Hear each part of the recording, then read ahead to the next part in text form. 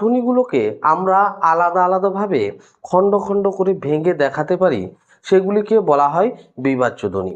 যেমন বোর্ডের দিকে দেখো, যেমন ধরো এই কমল শব্দটি, এই কমল শব্দটির মধ্যে যে ধ্বনিগুলো আছে ক, অ, ম, অ, ল, অ, এই ধ্বনিগুলো আমি কিন্তু আলাদা আলাদাভাবে ভেঙে দেখাতে পারছি।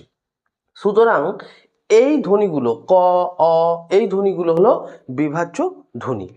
আর যে ধ্বনিগুলো আলাদা করে ভেঙে দেখানো যায় না, সেই ধ্বনিগুলোকে বলা হয় অবিভাজ্য ধ্বনি। এই অবিভাজ্য ধ্বনির মধ্যে পড়ে শ্বাসাঘাত, দৈর্ঘ্য, জ্যোতি, সুর তরঙ্গ এবং আরো অনেকগুলো রয়েছে।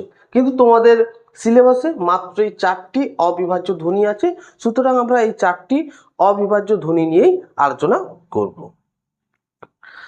এই যে বিভাজ্য ধ্বনির কথা বললাম, এই বিভাজ্য ধ্বনিকে